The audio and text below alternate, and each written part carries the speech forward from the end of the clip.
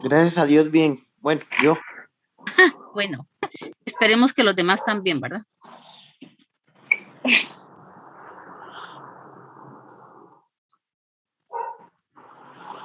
El doctor Lepe no va a tener oportunidad de estar el día de hoy con nosotros, entonces les voy a acompañar yo con los dos temas que tocan para el día de hoy. A mí me tocó la buena suerte y el gusto de estar hoy con ustedes. Y pues para aprovechar el tiempo, ¿verdad? Porque ya son dos temas y ya pasa de las 5:30. Vamos a ir dando inicio, ¿verdad? A nuestra clase del día de hoy, 8 de septiembre, notariado 4.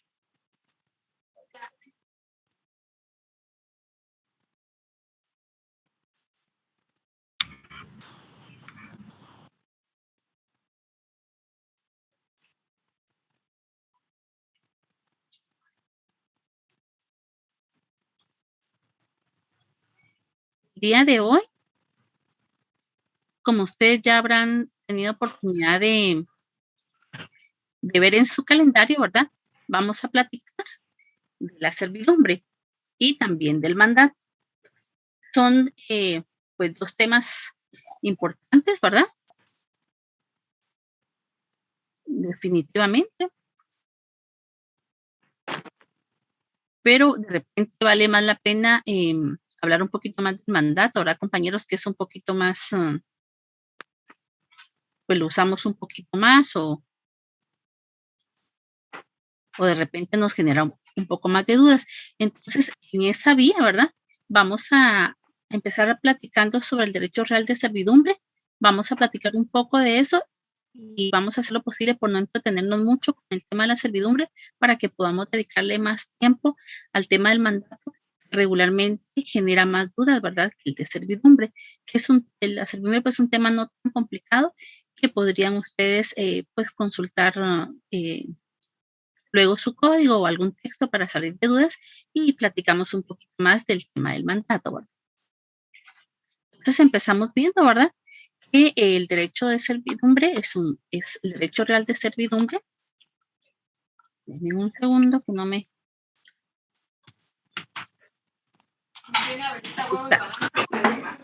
Ahí está. ¿Cómo?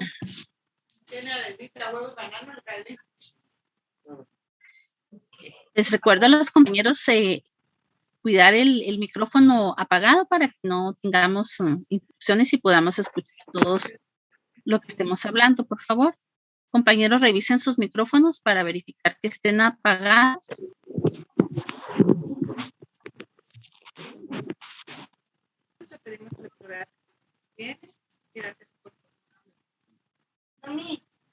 En 7 días terminamos, un día antes.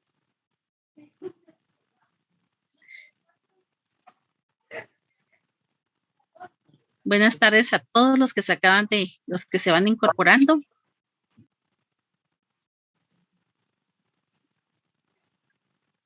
De nuevo, por favor, revisar sus micrófonos todos para evitar que se enciendan accidentalmente. Ahora que estén encendidos ahí, escuchemos sus conversaciones.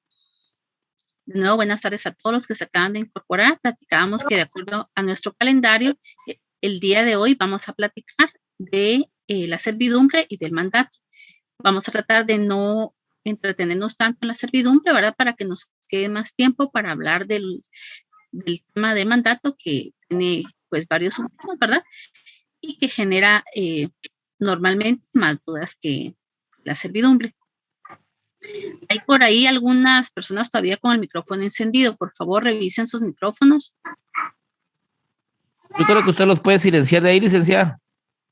Fíjese que hoy no puedo porque no tengo la calidad de anfitrión el día de hoy. Entonces no puedo hacer. Normalmente sí lo hubiera podido hacer, pero no. Hoy sí no. Pero yo creo que ya. Pero lo cierra uno y lo abre otro. Pero vamos a tratar de ir ahí, por favor, tengan cuidado con eso. Vamos a empezar, compañeros. Vamos a ir viendo, ¿verdad? Doctrinariamente encontramos una definición que nos indica que el derecho a servidumbre es un derecho en predio ajeno, limita el dominio de este y que está constituido a favor de las necesidades de otra finca. perteneciente a un propietario diferente. Es una figura que a veces tal vez no la conocemos mucho, pero estoy segura que algunos de ustedes ya la han tenido oportunidad de escucharla. Al compañero Edgar Pérez, por favor, silencie su micrófono. Gracias. Vamos de nuevo. El derecho es un derecho en predio ajeno que limita el dominio de este y que está constituido a favor de las necesidades de otra finca perteneciente a un propietario diferente. Les decía, algunos hemos tenido la oportunidad de conocer o de escuchar un poco más de servidumbre, pero ustedes ya pasaron también por esa parte, ¿verdad? El derecho civil. Sin embargo, como no es una figura como muy común, ¿verdad? De repente no nos recordamos o algo así. Entonces vamos a platicar un poquito. La servidumbre, que es entonces, nos dice que es el derecho de un predio. Cuando hablamos de un predio estamos hablando de un terreno o de un inmueble, ¿verdad? Ajeno dice que limita el dominio de este y que está constituido a favor de las necesidades de otra finca. ¿Cuándo se ve más este tema de la servidumbre? Se ve en algunas, tenemos tal vez oportunidad de verlo, tal vez han escuchado ustedes la servidumbre de paso, ¿verdad? Es una de las más comunes. Bueno, vamos a hablar de esa que se presta re bien para este ejemplo. Es el derecho en predio ajeno, dice, que limita el dominio y está constituido a favor de otro. Bueno, está el lote 5 y está el lote 6, por ejemplo. Pero el lote 6, por ejemplo, está en la parte de atrás y no tiene acceso, no tiene cómo entra y cómo sale para ese lote o para esa casa que está en ese lote. Entonces, de alguna manera quedó así, ¿verdad? Que no es lo correcto, ahora no debería ser lo correcto. Ya en la actualidad, pues ya se regula un poco más eso, pero todavía existen predios, como se llaman acá, que tienen una servidumbre de paso, por ejemplo, constituida una servidumbre. Entonces, ¿qué ocurre? El lote 5, ¿verdad? Está aquí y el lote está al frente, ¿verdad? Y el lote 6, por ejemplo, está en la parte de atrás. Aquí, ¿verdad, compañeros? Este es el lote, esta es la calle, aquí vemos, ¿verdad? Aquí abajo está la calle, este es el lote 5 y por alguna razón, acá atrás es el lote 6, ¿verdad? Esto gris y esto azul, ¿verdad? Entonces, ¿cómo ingresan las personas para ahí? ¿Qué se hace en ese caso? Se hace una servidumbre de paso, que podría ser, por ejemplo, en esta parte de acá, ¿verdad? De aquí para acá. Así se llama servidumbre, porque aquí pasan entonces para poder tener ingreso a esta parte de acá atrás, ¿verdad? Es el lote 6 que yo les decía. Entonces, vamos a ver ahorita más adelante cómo se llama este lote que va a prestar esta servidumbre y cómo se llama este lote a la que va a beneficiar, ¿verdad? Vemos que el artículo 752 de nuestro Código Civil establece que es el gravamen impuesto sobre un predio para uso de otro predio diferente, distinto. Es el gravamen impuesto a un predio, o sea, a este, ¿verdad? Para el uso, dice, de otro predio distinto dueño, perdón, o para utilidad pública o comunal. Este es el predio diferente, ¿verdad? O esa es la comunidad a la que va a beneficiar esa servidumbre de paso. La regulación legal. De lo regulado en nuestro Código Civil de los artículos 752 al 821, establecemos que el propietario de dos fincas debe gravar una de ellas con servidumbre en beneficio de otra. Ese es uno de los casos. El mismo dueño es de estas dos fincas. La misma persona es dueña de estas dos fincas, entonces el mismo dueño constituye servidumbre sobre esta finca a favor de esta que está aquí atrás. La servidumbre consiste, dice, en no hacer o en tolerar. Las servidumbres son inseparables del inmueble activa o pasivamente pertenecen. No se puede separar. Esta es la servidumbre acá. Aquí. Esta pertenece aquí pasivamente, ¿verdad? Porque esta está sirviendo y quien la usa esta, ¿verdad? Entonces son inseparables del inmueble al que activa o pasivamente pertenece.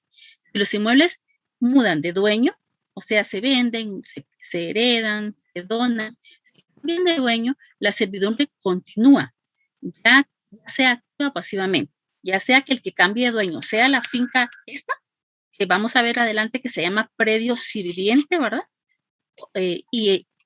O que sea esta otra finca. Dice, la servidumbre continúa ya sea activa pasivamente en el predio en que estaba constituida hasta que legalmente se extinga. Se puede extinguir por varios motivos, ¿verdad?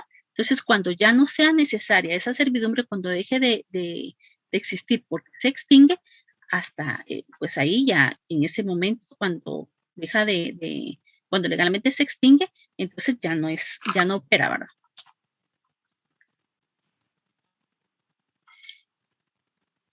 Las servidumbres son indivisibles.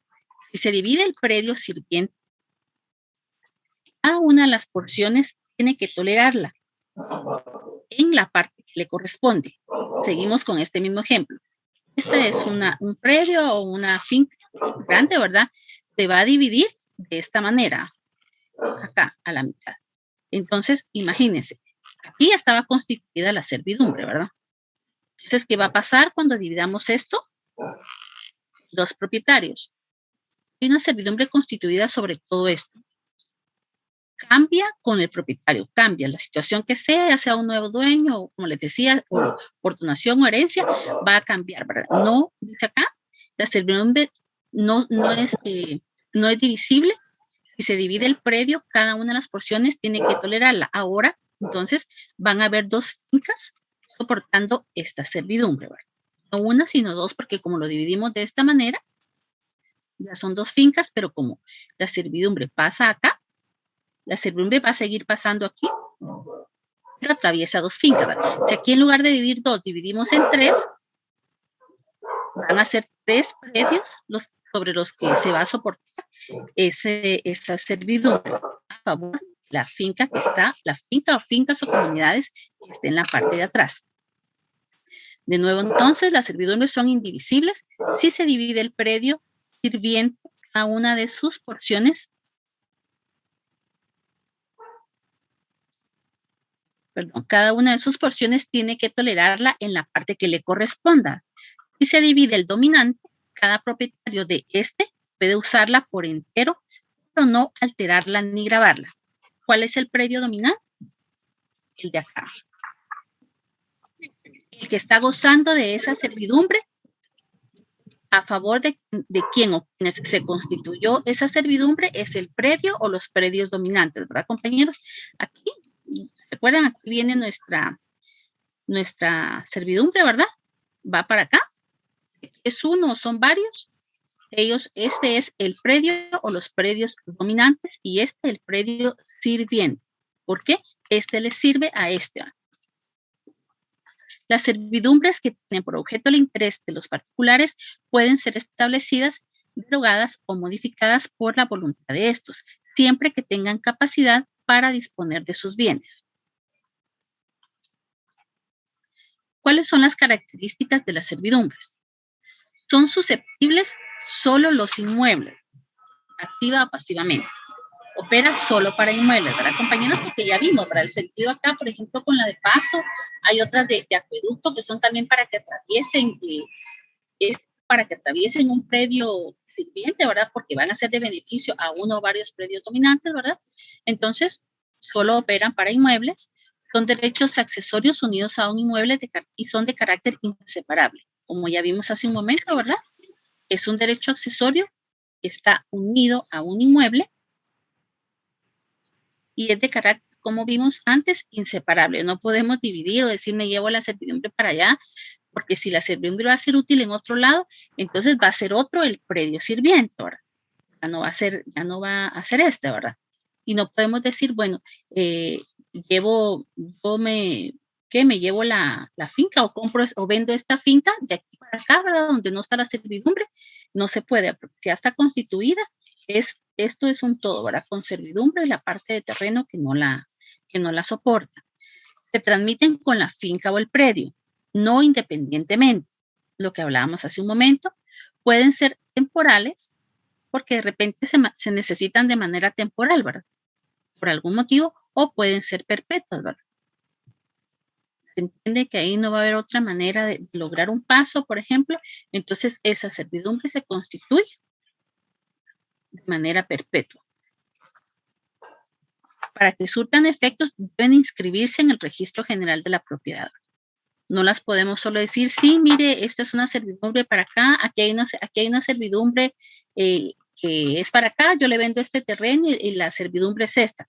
Si no está inscrita, eso son solo palabras, ¿verdad? Tiene que estar inscrita en el registro para realmente, si alguien desea comprar esto, sepa y garantice de esa manera el derecho al acceso a esta área, ¿verdad? Porque si no está inscrita, no hay un acceso legal al área que vemos, en este caso que planteamos, que está en la parte de atrás. ¿Cómo se clasifican? Hay servidumbres continuas y discontinuas. Son continuas aquellas cuyo uso es o puede ser incesante, sin intervención de ningún hecho actual del hombre, y discontinuas aquellas cuyo uso necesita algún hecho actual del hombre. Aparentes y no aparentes. Son aparentes las que se anuncian por obras o signos exteriores dispuestos para su uso y aprovechamiento, y no aparentes las que no presentan signo exterior de su existencia. Y ahí nos remite el artículo 754 de nuestro Código Civil, ¿verdad? Que está comprendido entre los artículos que ya habíamos visto hace un momento. Solo déjenme ver acá.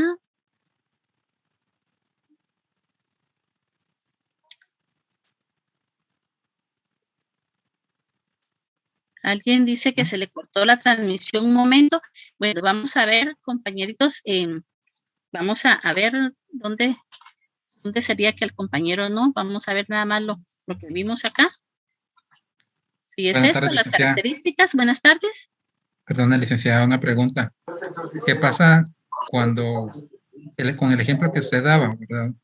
¿Qué pasa con el dueño del propietario o el propietario, perdón, que no quiere dejar ese paso a la otra persona, al otro terreno de atrás? ¿Es a través de un ordinario o cómo funciona, licenciada? Disculpe. Gracias. Ya sé que no tengo en mente ahorita el procedimiento mediante el cual judicialmente se puede apelar la servidumbre. Lo que les decía yo hace un momento es que antes ocurría eso, ahora ya el ordenamiento territorial que pues en la capital es el primero, ¿verdad? En algunos municipios y ya, si no bajo el nombre de POT, algunas municipalidades en el interior están poniendo un poquito más de orden y practican esto, ya no ocurre eso, ¿verdad? Porque antes sí ocurría más comúnmente esto. Ahora no hay autorización para inscripción de una finca si no está garantizado el paso, si no tiene un acceso directo. Ya hay un poquito más de regulación para poder evitar este tipo de situaciones. Pero efectivamente, sí hay déjeme ver si no tengo acá a la mano mi procesal civil para poder verificarle. Pero si logro ver algo acá antes de terminar, o yo le cuento cuál es el procedimiento, pero sí definitivamente hay uno, ¿verdad? Y la protección que hay, hablábamos en algún momento, ¿verdad? Que la servidumbre no puede, la autorizo ahorita y de repente se me ocurre que cierre el paso y ya no la doy. Eso no es así, ¿verdad? Por eso dice, hay algunas que son, pueden ser, como las veíamos aquí, se me fue son temporales, ¿verdad? Porque se constituyen porque solamente van a ser útiles durante cierto periodo de tiempo, pero las perpetuas como las sobra, mientras no haya otra solución, no se encuentre otra solución para acceso a ese predio, pues esa va a ser perpetua. Fíjese, licenciada, que aquí en la colonia donde yo vivo sucedió una situación así. Pero nosotros, como estábamos en el comité, entonces lo que hicimos, porque la gente se había levantado, eso había sido temporal, ¿va? Entonces ya lo habían agarrado por costumbre, ¿va? Y después ya lo estaban viendo como un derecho, ¿va? Entonces nosotros la solución que se nos ocurrió, ir a la municipalidad para ver dónde estaba autorizado el paso de servidumbre.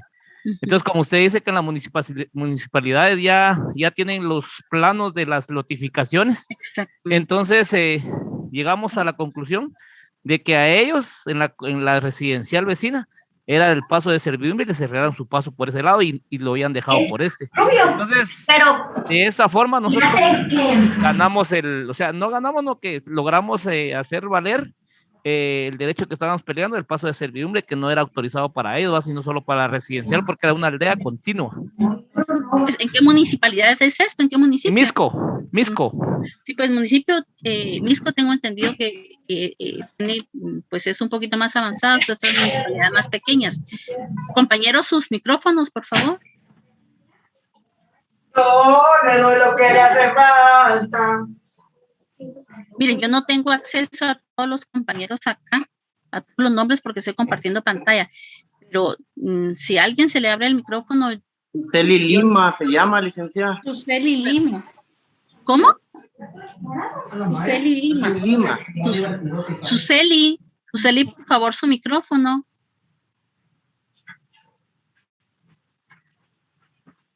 Pues le decía, la MUNI de Misco no conozco interiormente la MUNI, pero sí tengo entendido que en muchas cosas la MUNI de Misco pues va un poquito adelante que otras municipios un poco más pequeños, ¿verdad? Y menos organizados. Pero sí, por ahí va la cosa. Ese paso que usted mencionaba, ponía de ejemplo, entiendo que era como un paso, un derecho, una servidumbre de paso como de hecho, ¿verdad? Que habían como puesto ahí sin en realidad tener ningún fundamento legal y ningún amparo legal y ninguna autorización, ¿verdad? Solo había sido de palabra nada más, pero ellos ya lo estaban agarrando como, o sea, había sido como un derecho. Como un derecho. Después ya lo habían agarrado como costumbre y después ya lo estaban peleando como un derecho. Entonces tuvimos un poco de problema porque se juntó la aldea. Sí, eso ocurre. Fíjese que yo supe de un caso que ocurrió en zona 14, pareciera que no ocurriera por ahí, pero sí ocurrió, hubo un problema hace no muchos años en dos colonias ahí, ¿verdad? A alguien le habían dado acceso a una colonia, le habían dado acceso a través de otra, ¿verdad? Pero no tenían una servidumbre constituida. Y luego, pues, así como usted dice, fue un problema porque era más fácil ingresar por esa carretera, ¿verdad? A las personas de la colonia X, ¿verdad? Pero atravesaban la colonia Y y para ellos era molesto, ¿verdad? Entonces, como realmente no había una servidumbre, hubo una situación ahí legal y de revisar como usted me comentaba, y entonces ya las otras personas establecieron que no había permiso legal por ahí y les tocaba entonces que ir a dar una vuelta un poco más larga para ingresar a su colonia, pero es lo que legalmente estaba establecido y es lo que hay que respetar, ¿verdad? Entonces continuamos aquí, compañeros, por aquí ya habíamos pasado. Habíamos hablado aquí lo último que eran aparentes y no aparentes, de repente era lo que decía el compañero, la aparente es las que se anuncian por obras o signos exteriores dispuestos para su uso y aprovechamiento. Por ejemplo, las de paso, ¿verdad? A veces ahí dice paso para traslado, servidumbre de paso o camino de paso, a veces dice así, ¿verdad? Y las no aparentes dice las que no presentan signo exterior de su existencia. Vamos a ver el artículo 754 para que nos oriente un poquito más. Con Lina dijo que no vaya a dormirse, voy a hacer su café. Compañeros, sus micrófonos, por favor. Artículo 754, clasificación. Mire, las voy a molestar que me digan que yo no los veo, que me digan quién tiene el micrófono abierto, yo de acá le aviso, porque al escuchar su nombre ya reaccionan. A veces los micrófonos. Era Carolina Lucas. Y otra compañera que se llama Marlene. Bueno, compañeros, por favor, miremos ahí porque silencia todo, licenciada. Es que no puedo, mire, si pudiera silenciarlos ya los hubiera silenciado, pero yo no soy el anfitrión hoy, entonces no puedo silenciarlos. Entonces, por favor, les voy a agradecer estar al pendiente de que no se les activen sus micrófonos. A veces solo pasan o algo ahí y se activa el micrófono sin querer. Artículo 754, las servidumbres son continuas o discontinuas, aparentes y no aparentes, voluntarias y legales. Son continuas aquellas cuyo uso eso puede ser incesante, esto ya lo vimos. Son aparentes las que se anuncian por obras o signos exteriores dispuestos para su uso y aprovechamiento, y no aparentes las que no presentan signo exterior de su existencia. Mire, una no aparente podría ser, porque de repente se llama la atención, ¿verdad? Las aparentes, pues uno las puede ver. ¿Saben qué hay a veces donde hay constituidos servidumbres a veces? Para los pasos del cableado de luz. De repente han tenido oportunidad ustedes de ver que pasan los postes y los cables de luz por terrenos que son de propiedad privada. Entonces, ahí hay una servidumbre para que, por ejemplo, pueda llegar la energía eléctrica a una población, ¿verdad? Pero hay unas no aparentes. ¿Cuáles pueden ser no aparentes? Hay unas de acueducto, se llaman, de conducción de agua. Esas están subterráneas. Entonces, esas no se van a ver, ¿verdad? Ahí pasa en la finca de alguien, en el terreno, el predio de alguien, puede pasar una servidumbre de estas, puede estar sirviendo de predio, puede estar siendo utilizado de predio sirviente para transportar el agua a una comunidad o a una colonia o a una calle o algo, pero como va va subterráneo, ¿verdad? No lo vemos. Sin embargo, ahí existe una servidumbre. Eso es en cuanto a las no aparentes. No tenga pena, Carolina, por el micrófono. Lo que pasa es que sí interfiere en la plática y yo entiendo que a veces es sin querer, como les decía hace un momento, es sin querer, y a veces uno está hablando y sin querer lo silencia y también uno lo tiene silenciado y sin quererse la actuar. Entonces hay que estar uno pendiente de su teléfono. Pues eso es estar aquí en la clase, ahora estar aquí pendiente y viendo por si ocurre eso. Puede ocurrir, ¿verdad? Uno entiende que ocurre, solo que rapidito hay que corregir uno ahí la salida del micrófono ahora. Ahora tenemos un compañero, alguien que se le activó su micrófono, por favor. Eric, por favor, revise su micrófono. Gracias.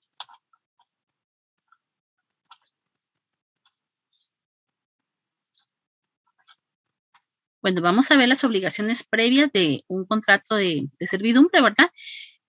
Regularmente, cuando hablamos de obligaciones previas y posteriores, vamos a encontrar que hay coincidencia en la mayoría, ¿verdad? Hay muchas que van a ser como repetitivas, ¿verdad? Y algunas sí van a ser muy particulares de ciertos contratos. Bueno, obligaciones previas ya nosotros sabemos, ¿verdad?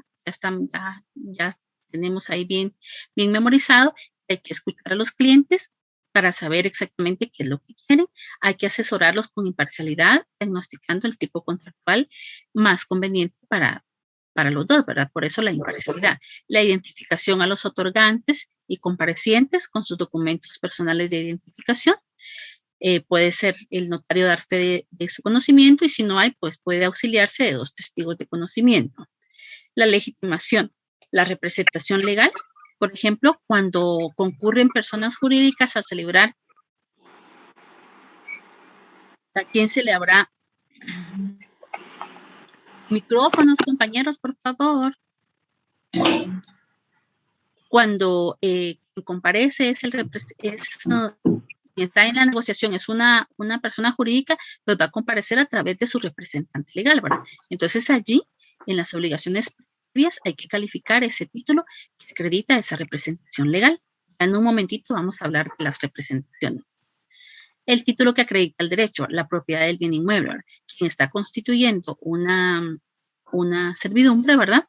Quienes están, ya sea como predio sirviente o dominante, tienen que acreditar que tienen el derecho para comparecer en la calidad con que lo están haciendo ahí, ¿verdad? El propietario de un predio tiene la facultad para poder ir a grabar su predio o su finca con una servidumbre. Si no es propietario, no tiene esa facultad, salvo que tenga un derecho como el primer puntito que vimos ahí, que es con representación. Título que acredita, ya vimos, informe de gastos y de impuestos, ¿verdad? Y los honorarios.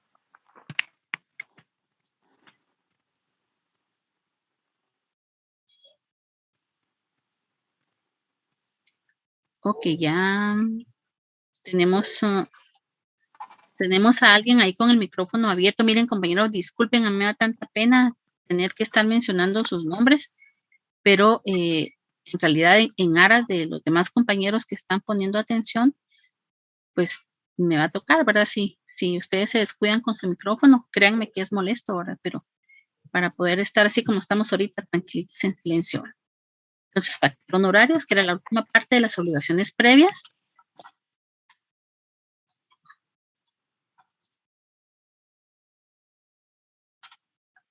Ahora vamos a las obligaciones posteriores.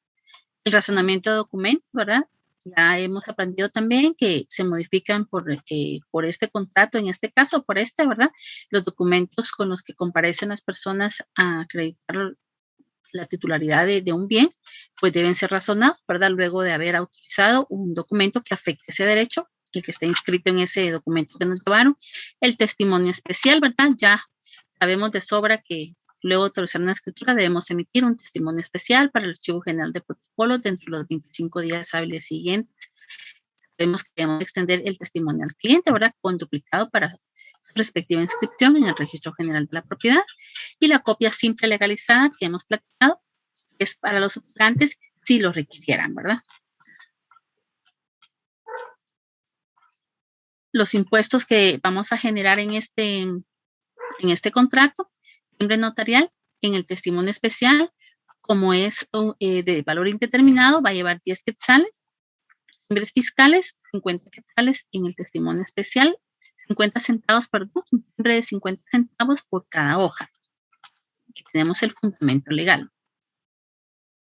Impuestos en testimonio para el cliente. El impuesto al valor agregado en caso de pago de indemnización es entre predios de distinto dueño. A este testimonio se debe acompañar el recibo del pago del IVA, de acuerdo al artículo 10 del decreto 2792. Si se trata de una escritura en la cual no se pagó indemnización por ser ambos predios del mismo dueño, no constituye hecho generador de ningún tributo. Con esto terminamos el tema de la servidumbre, compañeros. Ahí tenemos un documento con información un poquito más amplia que nos compartió el doctor Lepe, y tenemos también la parte de la legislación que nos apoya, en la que nos podemos apoyar, ¿verdad? Para pues, obtener un poquito más información de este tema. Y ahorita entonces vamos a pasar al siguiente tema que tenemos para el día de hoy, que es el contrato de mandato.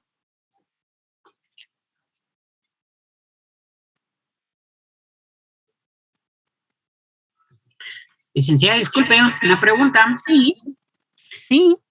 En el caso de servidumbre, si un padre de familia va a distribuir un terreno, más o menos un cuarto de manzana, y hay algunos que sí necesitan ese acceso a la calle, cuando hacen los documentos, ya sea por donación, mide los lotes que le corresponde a cada uno de los hijos, y aparte marca o deja el espacio mínimo 2 metros de ancho, porque puede ser más, para ese paso de servidumbre. 6, me parece.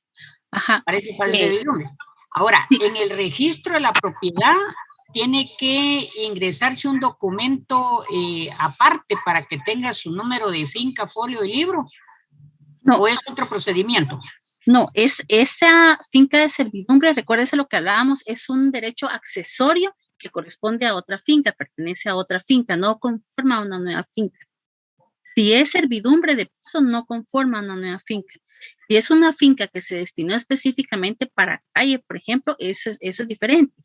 Pero él, una de las fincas que él va a, una o varias de las fincas que él va a destinar para trasladar el dominio a sus hijos, como usted decía, una o varias van a soportar esa servidumbre, ¿verdad? Y esas fincas, a esas fincas hay que inscribir ese gravamen, como veíamos, que ellas van a ser las que van a soportar ese gravamen. Por ejemplo, como en el caso que veíamos, vemos este mismo, digamos acá, él aquí va a hacer, esta es la finca del señor, ¿verdad? Y él va a dividir aquí. Y va a hacer acá fracciones. Pero, ¿y cómo se accesa a estas fracciones? Pues va a tener que dejar acá una servidumbre de paso, ¿verdad? Que probablemente sea acá y sea acá. Probablemente la necesita así o le sirva solo así, depende de cómo divida acá, ¿verdad? Pero entonces, si va a hacerlo acá, la finca que quede pegado a esto, la servidumbre va a ser un derecho accesorio de esta o de estas fincas, depende de las que queden aquí, ¿verdad? Las que queden a la par de él, no es una finca diferente. lo soporta una finca, O sea una o que varias fincas, ¿verdad? los metros cuadrados de la servidumbre quedan como adscritas A una finca o varias, a una o varias fincas. La última que más lo necesita, para que no afecte a los de enfrente. No, no a la que lo necesita. Ujú. Recuérdese que la que lo necesita es el predio dominante y el que la ofrece, el que la da, es el predio sirviente. Entonces no va a ser a la que la necesita. En este caso, las que las van a necesitar son las de aquí, ¿verdad? O en el aquí. Entonces aquí viene la servidumbre. Viene la servidumbre. Entonces, ¿quién lo está dando? La finca de acá. Supóngase que él va a dividir en 4 fincas, por ejemplo, o digamos en 3. Acá hace una finca. Este cuadro acá es una finca. La roja es la propiedad del señor. Acá hace una finca. Acá hace otra finca. Y aquí al fondo hace una finca larga. Son 3 fincas. Pero él tiene aquí, el hijo 1 tiene una finca, el hijo 2 tiene una finca. Y el 3, ¿cómo entra ahí? Aquí atrás hay otras propiedades. Entonces hay que constituir acá, sea acá o acá, una servidumbre de paso. Entonces, esa servidumbre queda si es acá, la finca que está acá. Si está por acá, la finca que está acá. Es un derecho accesorio a la finca. Lo está brindando al predio sirviente, como llamamos, el que lo tiene, el que da la servidumbre es el predio sirviente y el que lo recibe, que va a ser la de acá, se llama predio dominante. Licenciada, perdone, es decir, que el gravamen únicamente se hace en la finca sirviente. Exactamente, sí, porque es este pedazo de tierra, este de acá, es de esta finca, ¿verdad? Y si lo hace acá es de esta no es, a ella no le pertenece, ella se está beneficiando. Acuérdense el concepto inicial de lo que es la servidumbre. Que ya hablamos, podemos entender un poquito mejor. Derecho en predio ajeno, o sea, si es en predio ajeno, es un derecho en predio ajeno, no es mío, ¿verdad? Por lo que usted me preguntaba. Yo soy la de la finca de aquí atrás y estoy beneficiada con una servidumbre de paso. Mi predio es dominante, no sirviente. Entonces, ¿qué tengo yo? Tengo un derecho en predio ajeno, porque este predio no es mío. Este predio es de otra persona, pero por la situación en que están constituidas o fueron desmembradas estas fincas, se hace necesaria la servidumbre de paso acá. Entonces yo tengo el derecho a pasar acá en predio ajeno. ¿Por qué? Porque este predio no es mío. Limita el dominio de o sea, le limita el dominio a esta persona de acá, ¿verdad? ¿Por qué? Porque no puede disponer cerrar acá, no puede usar ese pedazo de su finca, él lo tiene que tener disponible para que pase quien propietario de la finca de acá, ¿verdad? En este caso, te digo, soy yo. Entonces le limita el derecho, le limita el dominio al propietario del predio sirviente. Entonces, vamos de nuevo, derecho en predio ajeno, acá, limita el dominio de limita el dominio del predio. La finca de este señor es para acá, pero una parte es inhábil para él porque hay una finca, hay una servidumbre de paso ahí, ¿no? Entonces él no puede disponer, a él le limita su dominio, él no puede decir voy a construir ahí, voy a ampliar ahí porque hay una servidumbre de paso. Entonces limita el dominio de está constituido, dice, a favor de las necesidades de otra finca. Esta es la otra finca, ¿no? Perteneciente a distinto propietario. La servidumbre está sobre la finca del propietario 1, le sirve al propietario de la finca 3. Yo creo que de haber hablado ya se entiende un poquito mejor la definición, ¿verdad, compañeros? Ya, disculpe, quiere decir de que a la hora de distribuir ese terreno, digamos que en 4 partes y en el cuarterón que usted menciona que está en la servidumbre, a la hora de su escritura de este heredero, en su finca, folio y libro de él, en su escritura pública va a aparecer ese paso de servidumbre, pero sobre esa condicionado. finca, sobre esa finca parece constituida esa servidumbre. Condicionado, porque si él lo vende, igual el que lo compra no puede hacer uso de ese paso de servidumbre. No. Exactamente. Así mira. Vamos a dejar ahí el tema de la servidumbre, compañeros, y vamos a pasar al tema del mandato. Bueno, vamos a encontrar que encontramos en la doctrina una definición de mandato que nos indica que es el contrato que tiene lugar cuando una parte da a otra el poder que ésta acepta para representarla a efecto de ejecutar en su nombre y por su cuenta un acto jurídico o una serie de actos de esa naturaleza. Y nuestro código en el artículo 1686 nos regula que por el mandato una persona encomienda a otra la realización de uno o más actos o negocios. Entonces, ¿qué es lo que tal vez hemos escuchado muchas veces como el poder, ¿verdad? Hay un poder, muchas veces se conoce más como poder que como mandato, pero ya vemos que por el mandato pues es el contrato, ¿verdad? El poder existe, una carta de poder, que puede ser una carta normal en una hoja de papel bond, sigue existiendo esa figura, muchas veces para una representación en una junta o así en una junta de vecinos como la que platicaba el compañero, sirve una carta de esas, pero hay acciones en las que la ley exige un mandato y el mandato es un contrato y por lo tanto lo otorgamos en escritura pública. Licenciada, perdone, la presentación todavía está del tema de lo que estábamos teniendo anteriormente, del derecho de predio ajeno. Perdone.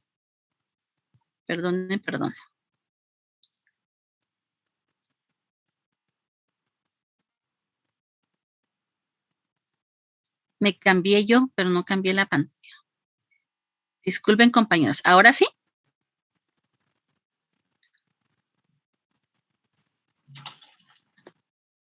Ahora sí, ¿verdad? Sí, licenciada, gracias. Ok, entonces rapidito les voy a repetir. La doctrina nos indica que el contrato, que conocemos como contrato, el que tiene lugar cuando una persona da a otra el poder que ésta acepta para representarla a efecto de ejecutar en su nombre y por su cuenta un acto jurídico o una serie de actos de esa naturaleza. O sea, acto jurídico.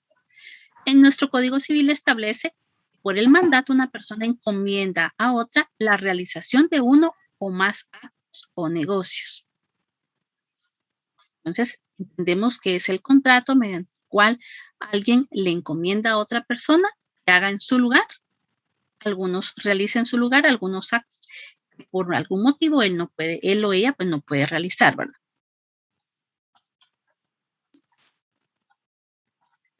Vamos a ver. La regulación legal en Guatemala la encontramos en nuestro Código Civil en los artículos del 1686 al 1727. Y el mandato para asuntos judiciales lo encontramos en el último párrafo del artículo 1687 del Código Civil y lo desarrolla en los artículos 188 al 195 de la Ley del Organismo Judicial, ¿verdad? El decreto 2-89 del Congreso de la República. Lo que encontramos regulado en nuestro Código Civil, vamos a ver lo siguiente. Nuestra legislación no hace distinción entre mandato y poder. Legalmente vamos a encontrar que en algunos lados dice poder cuando realmente no es, cuando no está hablando de un mandato. Y de hecho, el registro donde deben inscribirse estos contratos, ¿verdad? Se llama el registro de mandatos y poderes. Nuestra legislación no hace distinción, dice, entre mandato y poder. El mandato puede otorgarse con representación o sin ella. ¿Qué quiere decir eso? Vamos a ver ahorita, pero ahorita nos sirve de una vez. Quien otorga el mandato, quien está pidiendo que hagan cosas en nombre de él, se llama mandante. Y el que va a ir a hacer esas gestiones o realizar esos actos en nombre de la persona que lo pidió es el mandatario. Entonces acá vamos a ver, el mandato puede otorgarse con representación o sin ella. Si el mandatario acepta ejercer un mandato sin representación, quiere decir que lo que vaya a ir a hacer lo hace bajo su completa responsabilidad. ¿Por qué? Porque lo está ejerciendo sin representación. O sea, no está representando en ese acto al mandante, ¿verdad? Es una figura que casi no se usa. En realidad, cuando uno la ve, se pregunta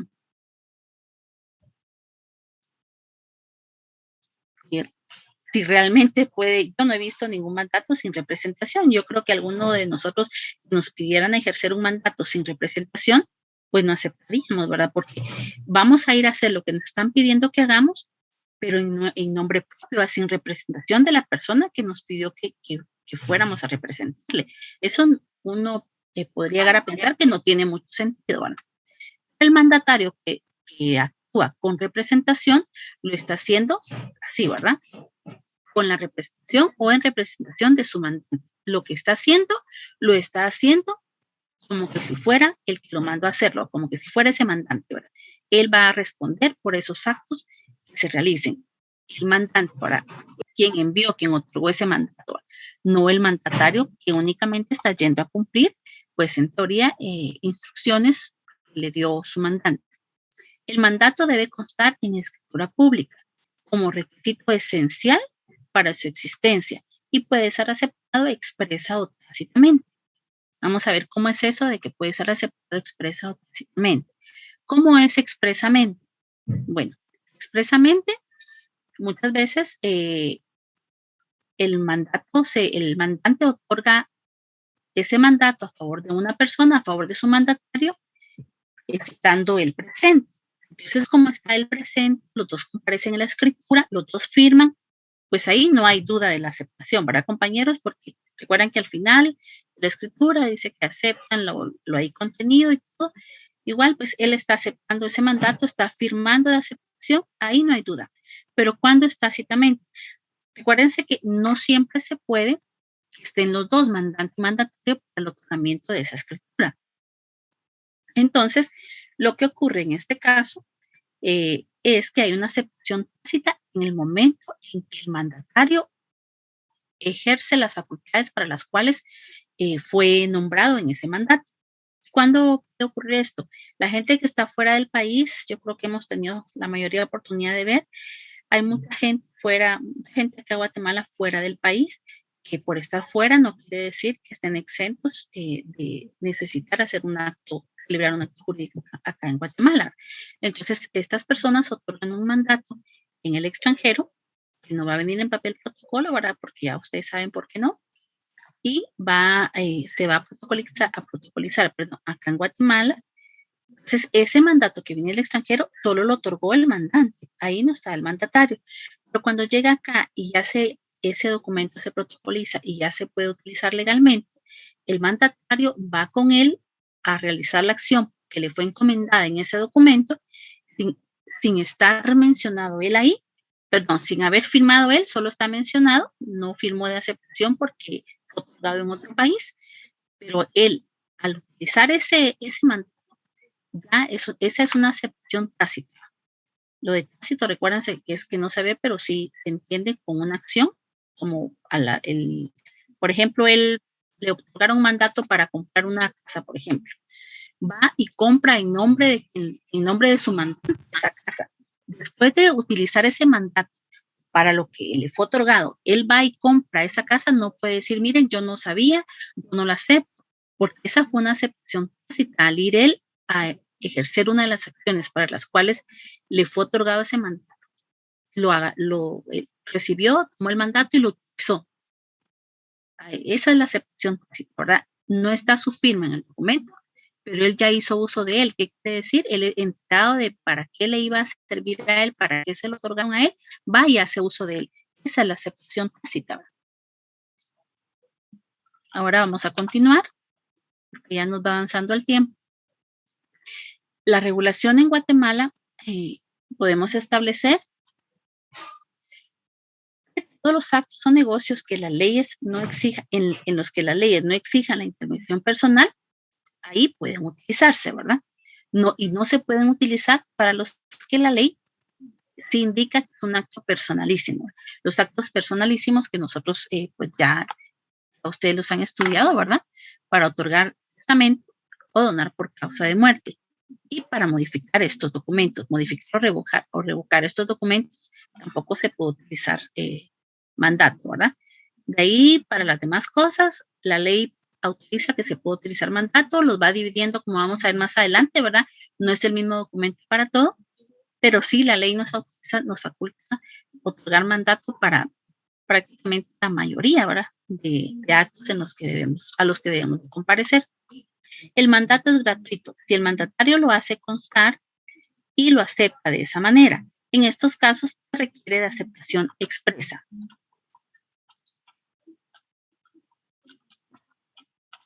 ¿Cuáles son los elementos del contrato? Ya platicamos de ellos, ¿verdad? Personales, el mandante y el mandatario. Mandante, el que da, el que otorga. Mandatario, el que recibe, el que va a ir a hacer los actos que le encomendaron, a participar en los actos que le encomendaron o realizar las acciones que le han encomendado en este documento. Ese se llama mandatario, esa persona se llama mandatario. Entonces, mandante, el que da, y mandatario, el que recibe. Los elementos reales, los actos o negocios que el mandatario va a realizar en representación de su mandante. Esos son los elementos reales del mandato, del contrato de mandato. Y los últimos elementos, los formales, lo constituye la forma en que se va a otorgar y como ya lo hablamos hace un momento, debe ser en escritura pública, ¿verdad? Excepto los que hablábamos que vienen de otro país, porque pues, en otro país no nos los van a mandar en papel, van a venir, ya ustedes saben eso, las protocolizaciones y el ejercicio del notariado en el extranjero, ¿verdad? Que nosotros lo tenemos permitido, pero va a hacer a través de, vamos a plasmar lo que nos soliciten, un papel bond, ¿verdad? Al venir acá, se les da vida a través de una protocolización. Dependiendo de cuál sea, pues a través de esa figura, nosotros le damos vida, ¿verdad? Que esa protocolización sí va a ser en el protocolo, ¿verdad? Va a ser en una escritura pública. Entonces, repasando, elementos personales, mandatario, reales, los actos o negocios que el mandatario deba realizar, que encomendó, y formales, escritura pública.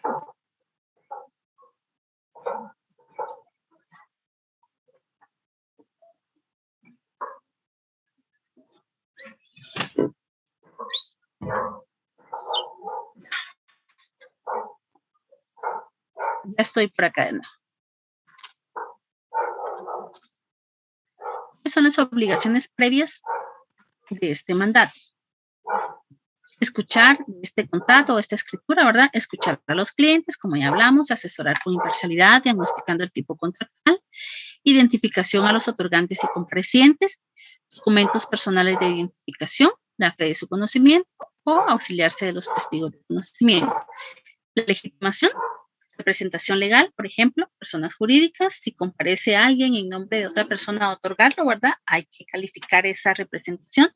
El título que acredita el derecho, si estamos hablando de bienes ahí, el informe de gastos, de los impuestos y los honorarios, ¿verdad? Las obligaciones posteriores, razonar los documentos que corresponda. El testimonio especial, acabamos de platicarlo, el testimonio al mandatario, ¿verdad? Que es el testimonio o primer testimonio como se conoce más comúnmente, que se debe registrar en el registro de poderes del Archivo General de Protocolos. Nota importante, en mandatos otorgados por sociedades mercantiles, el testimonio también debe inscribirse en el registro mercantil, en el libro de mandatos y pagar por dicho registro 75 quetzales de inscripción.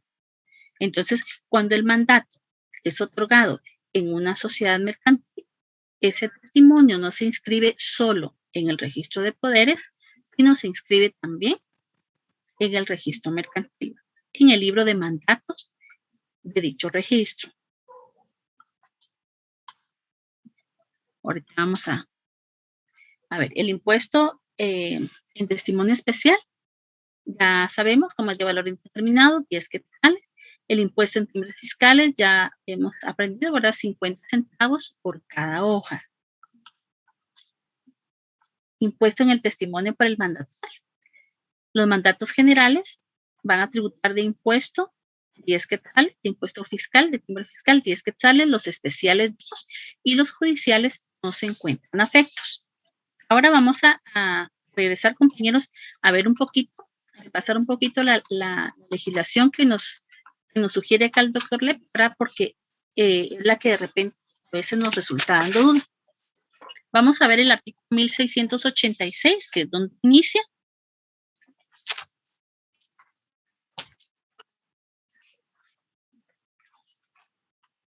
Por el mandato de una persona encomienda a otra la realización de uno o más actos o negocios. Es lo que vimos, ¿verdad? Ya en la diapositiva, en una de ellas nos aparece esto acá.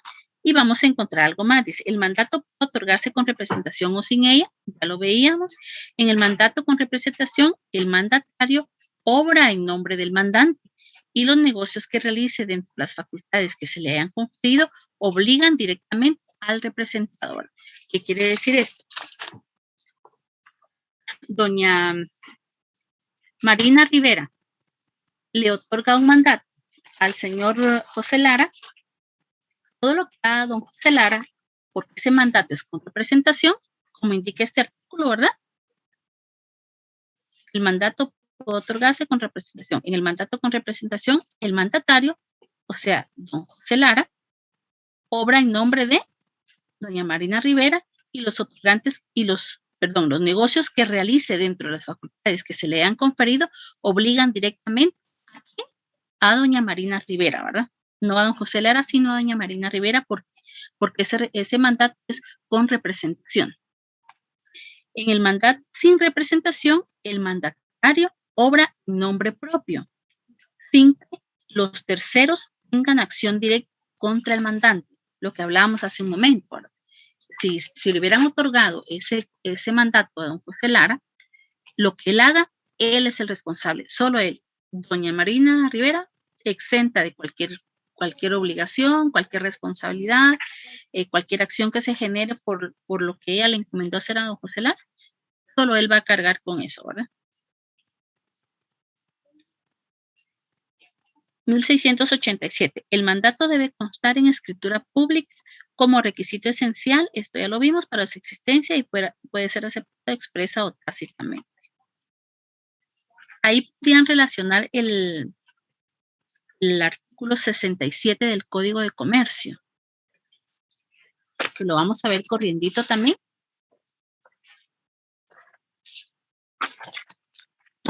Indica representación de los socios. Salvo disposición en contrario de la escritura social, todo socio, aquí estamos hablando de las sociedades, ¿verdad? Todo socio podrá hacerse representar en la Junta General por medio de otra persona. La representación deberá conferirse por mandato o por carta poder. Ahí es uno de las partes en nuestra legislación, ¿verdad? Donde vamos a encontrar carta, mandato o carta poder, dice. Entonces, aquí podemos ver que se hace uso, la ley permite la carta del uso de la carta poder, perdón, que no es un mandato, pero es una carta simple como la que ya comentábamos hace un momento. No es necesaria, dice, la escritura pública en los siguientes casos. Cuando se trate de asuntos cuyo valor no exceda de 1,000 quetzales, en cuyo caso puede otorgarse el mandato en documento privado, legalizado por notario o en acta levantada ante el alcalde o el juez local con las formalidades legales. Sin embargo, si el mandato se refiere a la enajenación o gravamen de bienes inmuebles o derechos reales sobre los mismos, es obligatorio el otorgamiento del poder en escritura pública. Vean, aquí dice del poder, pero nosotros ya entendemos, ¿verdad? Nosotros que ya estudiamos un poquito de esto, entendemos que cuando dice poder, no es la carta poder que menciona en el 67 del Código de Comercio, ¿verdad? Sino que es el mandato en escritura pública que estamos estudiando ahorita. Cuando la representación se confiere por carta poder para la asistencia a juntas y demás actos en que la ley lo permite. Entonces, estamos hablando de cuando no es necesaria la escritura y resumiendo, cuando se trate de asuntos cuyo valor no exceda de 1,000 quetzales, cuando La representación se confiere por carta poder para la asistencia a junta o demás actos en que la ley lo permite, como el que acabamos de leer del 67, ¿verdad? Entonces ahí no es necesario que el documento se otorgue en escritura pública. El mandato para asuntos judiciales queda sujeto especialmente a lo que establecen las leyes procesales. Ya hablamos en la ley del organismo judicial. En 1688 establece, pueden ser objeto de mandato todos los actos o negocios por los que la ley no exige intervención personal del interesado. No se puede dar poder, dice, entendemos mandato, ¿verdad?, para prestar o donar por causa de muerte, ni para modificar o revocar dichas disposiciones. Vamos a ver, aquí viene la parte a la que quería llegar, es una parte muy importante, ahora que no podemos dejar de ponerle atención. El artículo 1690 establece, ¿el mandato es general o es especial? Aquí vemos que la ley ya nos hace clasificación. Es general, en general comprende todos los negocios del poder dante, y el especial se contrae a uno o más asuntos determinados.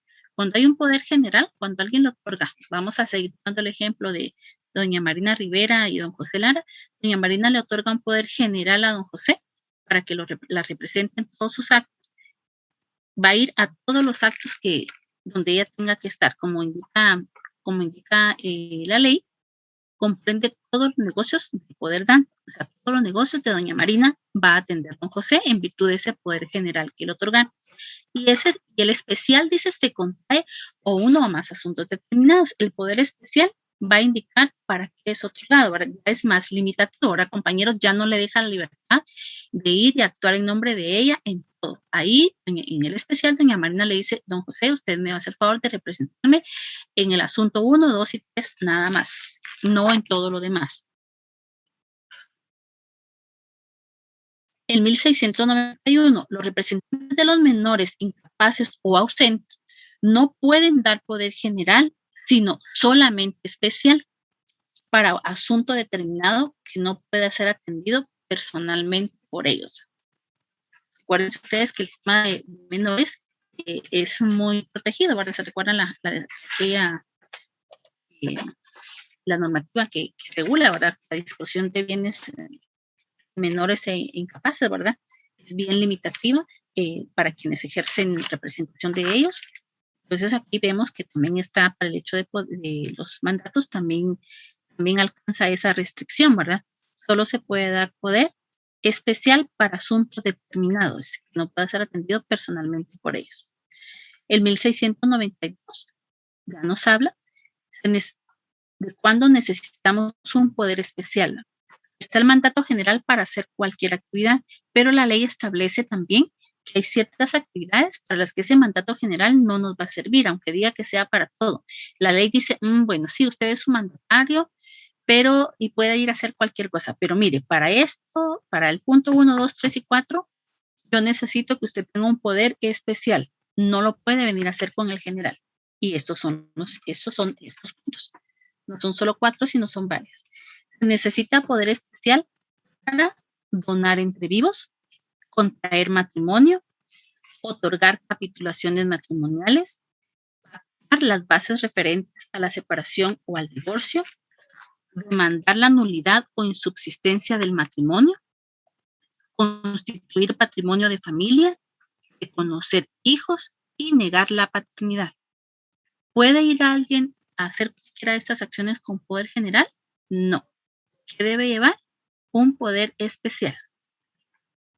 El poder general necesita cláusula especial para enajenar, hipotecar, afianzar, transigir, gravar o disponer de cualquier otro modo la propiedad del mandante y para todos los demás actos en que la ley lo requiera. Esto tiene sentido, compañeros. Alguien le otorga poder general a alguien y pues no vaya a ser que haga mal uso de él, entonces la ley le dice, mire, si va a disponer de alguna manera de los bienes de su mandante lo tuvo que haber dicho en ese mandato general. ¿Y dónde? En una cláusula especial de ese mandato. Por eso dice acá, el poder general necesita cláusula especial para todo lo que le leí hace un momentito, ¿verdad? En el 1693, imagino que están siguiendo ahí su lectura. La facultad para celebrar negocios o contratos implica la de otorgar los correspondientes documentos. O sea, me da facultad para hipotecar un inmueble, pues la facultad alcanza, esa facultad alcanza la autorización para firmar esa escritura de hipoteca, ¿verdad? No se puede ejercer al mismo tiempo poder de varias personas cuando entre estas hay colisión de derechos.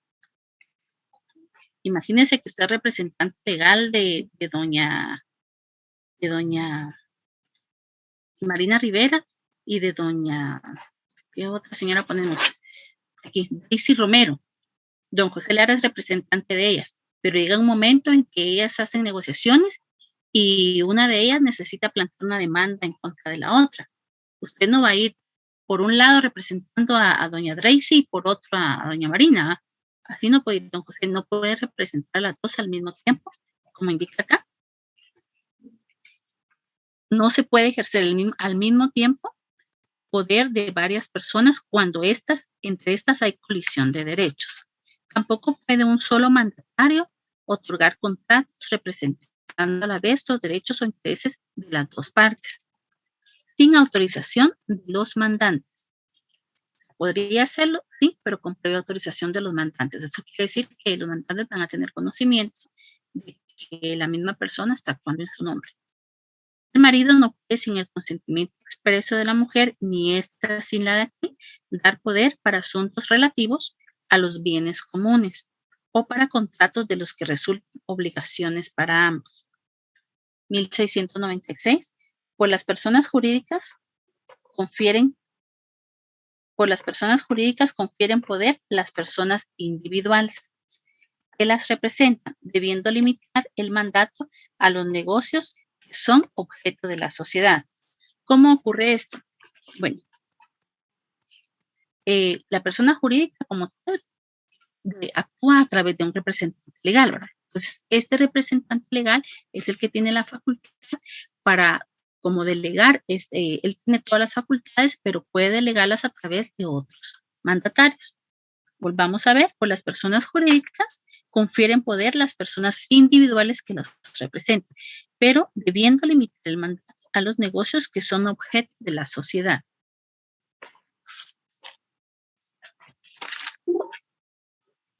Acá, en el 1697 dice, para que las personas jurídicas puedan ejercer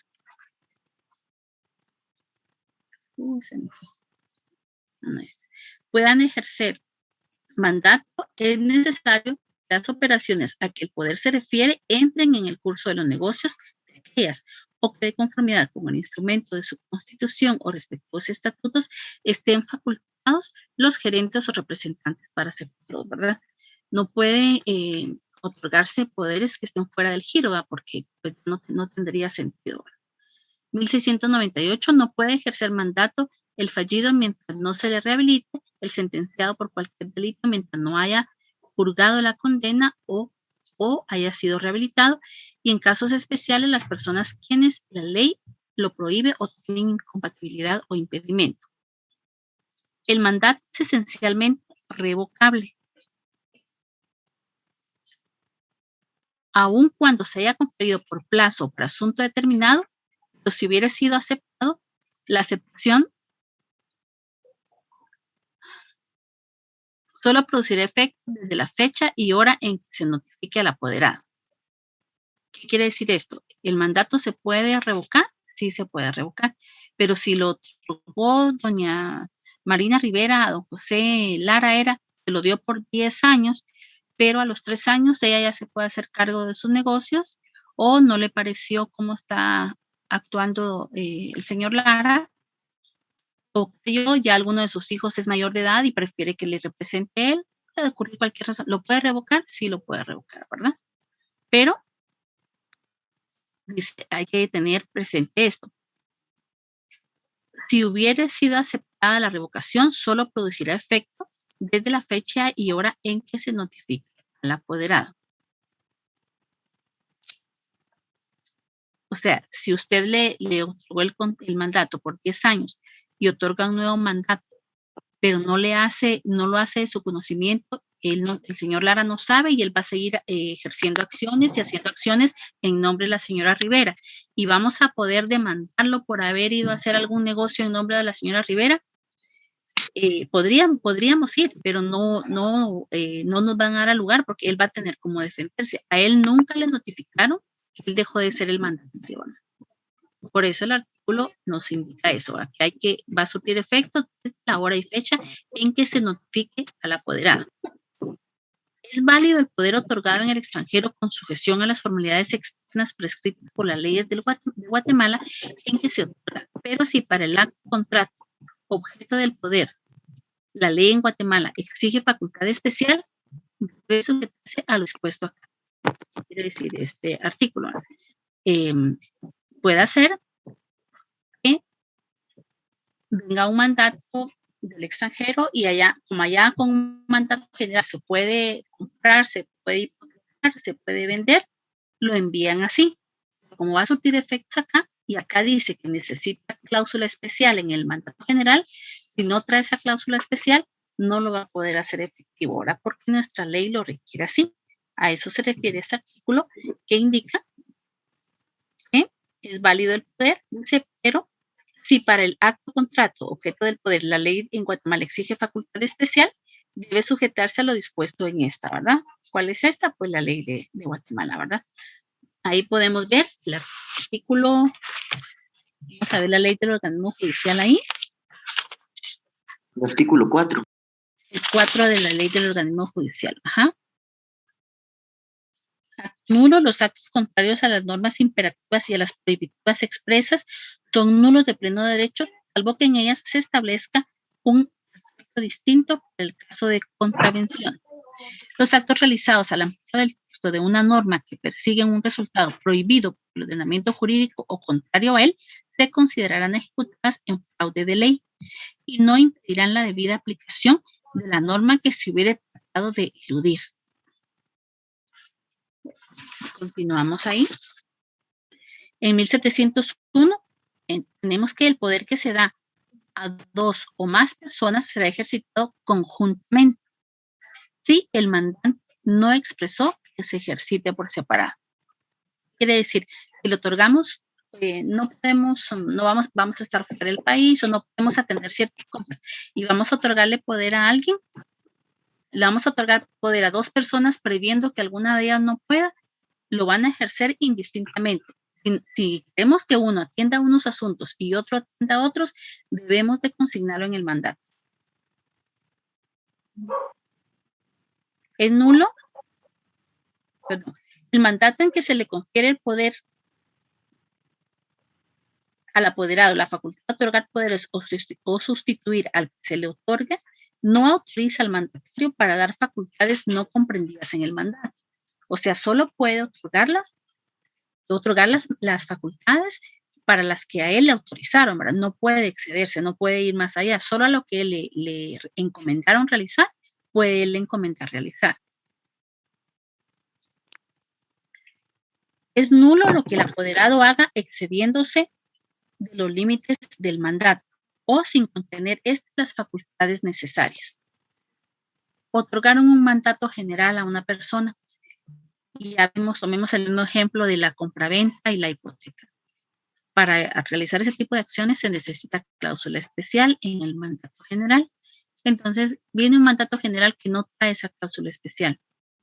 No debería darse ahora porque quien califique el mandato, el notario que lo califique, pues debiera de advertir esto y pues debiera hay varios filtros para que no ocurra. Pero digamos que ocurre, a todo el mundo se le pasó y el mandato, con ese mandato, el mandatario va, vende una propiedad o hipoteca una propiedad de su mandante.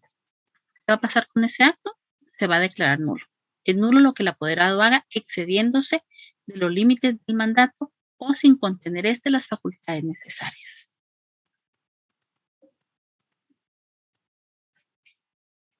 Aquí está. El testimonio de la escritura pública del mandato y el de la revocación deben presentarse al registro de poderes, ¿verdad? Si otorgamos un mandato, lo vamos a inscribir al registro de poderes, pero si lo revocamos, también debemos inscribir esa revocatoria de ese mandato.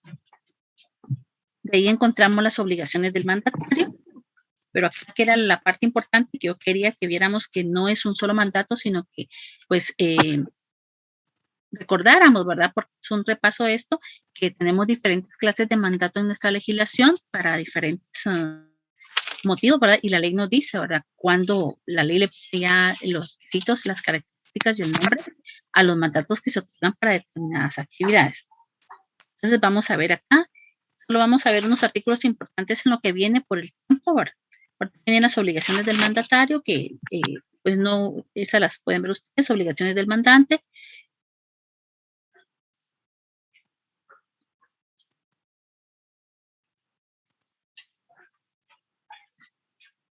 En el 1715, el mandatario podrá retener las cosas que son objeto del mandato hasta que el mandante realice la indemnización y reembolso de que tratan los artículos anteriores. Solo un minutito más.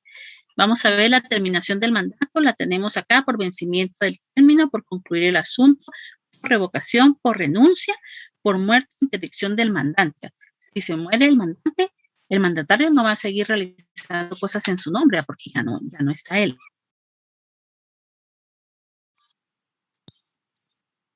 Pues esto acá, dígame. ¿Alguien habló? Sí, licenciada, buenas noches. Una pregunta. El mandato tiene un plazo establecido, o sea, un máximo de tiempo. Aquí estábamos viendo ahorita, ya perdí acá. Fíjese que lo puede otorgar sin tiempo, porque a veces no hay un tiempo específico, ¿verdad?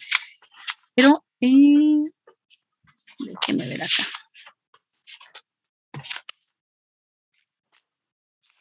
Ya lo perdí.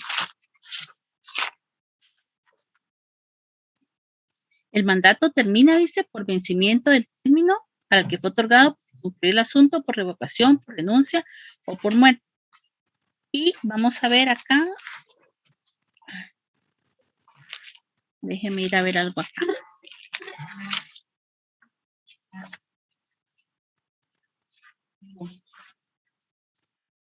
Licenciada, buenas noches.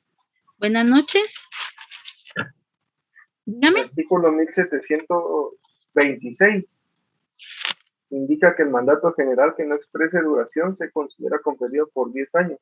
Ajá, el general, sí. El general Pero el por 10 general. años, gracias. Ese es el mandato general. El general, salvo prórroga. Las acciones derivadas del mandato que no tenga término especial de prescripción duran 1 año contado de la fecha en que terminó el mandato. Las acciones derivadas del mandato.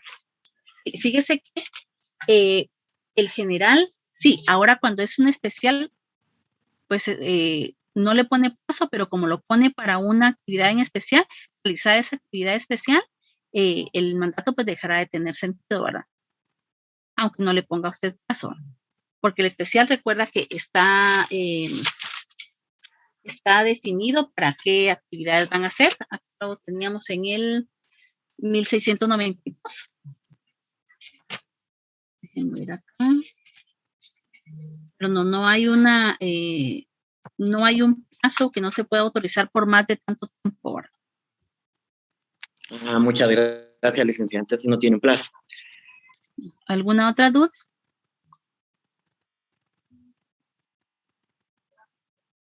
Si no, dejamos ahí, compañeros, porque ya les van quedando a ustedes 8 minutos nada más para poder entrar a su siguiente clase, para poder ingresar a su siguiente cátedra. Entonces, lo dejamos ahí, compañeros. Fue un gusto estar con ustedes. Feliz noche. Muchas gracias por la clase, licenciada. Muy buena. Gracias. Feliz noche, Liz. Gracias, licenciada.